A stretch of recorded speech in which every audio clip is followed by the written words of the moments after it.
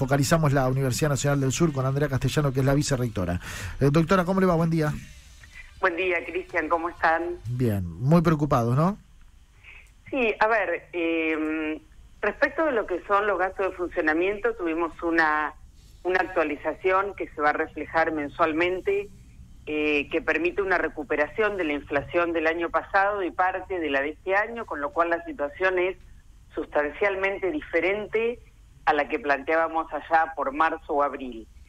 Lo que sigue, digamos, demorado y sin actualizarse de manera acorde a la evolución de los precios son los salarios.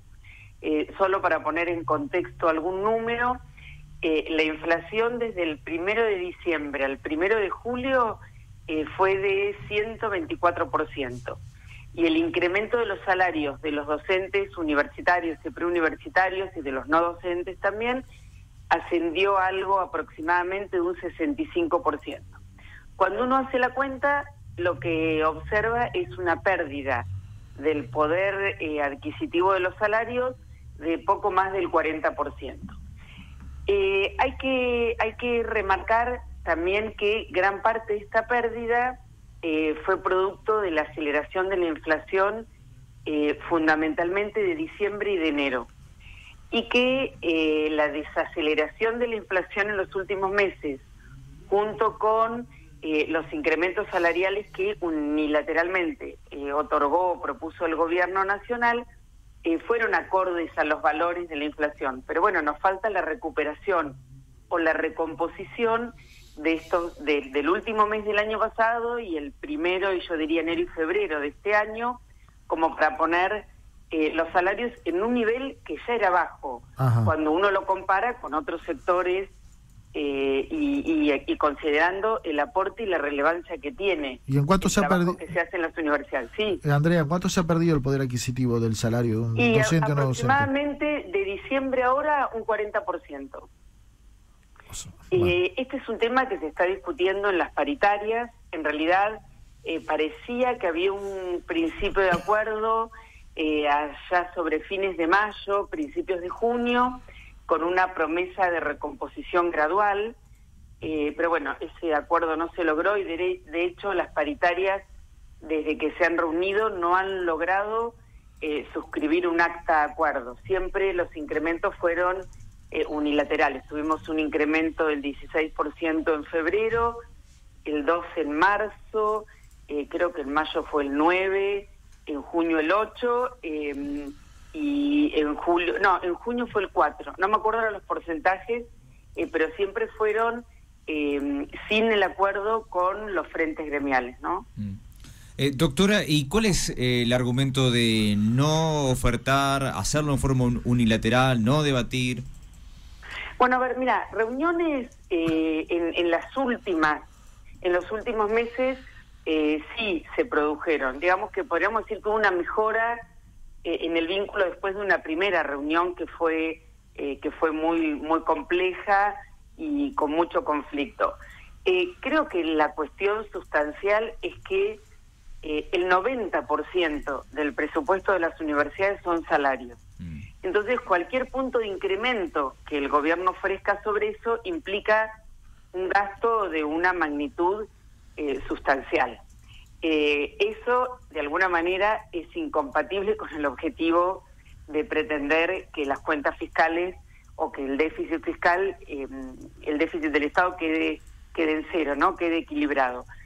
Yo creo que es un problema de magnitud y bueno, por eso cuesta tanto. Cada punto de incremento salarial tiene un impacto importante en el gasto público. Entonces, creo que esa es la principal dificultad en un país que claramente está en crisis, pero que no va a salir adelante tampoco si no lo hacemos a través de la educación, ¿no?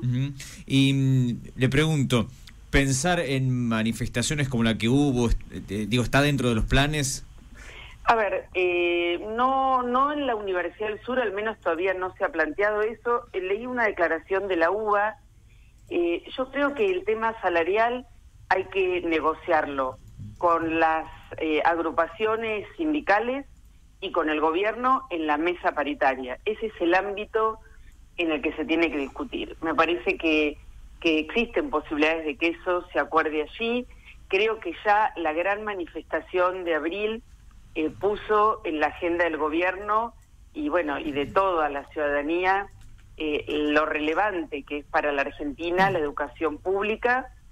Me parece que esa expresión fue lo suficientemente contundente y que también debería evaluarse no abusar a lo mejor de un instrumento que realmente dio resultado, ¿no? Creo que hay antes otros caminos, otras alternativas que hay que trabajar para mejorar el diálogo y esperamos también que el gobierno, si la economía se va recuperando, tenga la sensibilidad para reconocer que el atraso de los salarios en las instituciones de educación superior puede tener un efecto de largo plazo muy grave, ¿no? Porque el problema es que cuando los salarios se retrasan respecto a otros sectores, empezamos a perder la mejor gente, ¿no? Claro. La última... Que se van, no solo otros sectores, sino se van del país. Hablamos con Andrea Castellano, vicerrectora de la UNS aquí en Bahía. La última, doctora, la UBA declaró la emergencia salarial. Digamos, en base a lo que ha dictaminado la UBA, ¿el resto de las universidades van detrás también de esta declaración de emergencia? No, mira, el resto de las universidades que integran el Consejo Interuniversitario Nacional se manifestaron la semana pasada con un comunicado muy claro exponiendo la gravedad de la situación salarial en forma conjunta con los gremios docentes y no docentes. Ajá. Nos parece que ese es nuestro lugar. Si vos me preguntás desde la Universidad Nacional del Sur, sí. Creo que es diferente el juego de la UBA. Ustedes fíjense que la UBA resolvió su problema de gasto de funcionamiento de otra manera, sola, negociando sola. Entonces, nuestra estrategia es estar en conjunto con el resto del sistema universitario. Queda claro. Y esa fue la declaración que se emitió, que creo que fue contundente.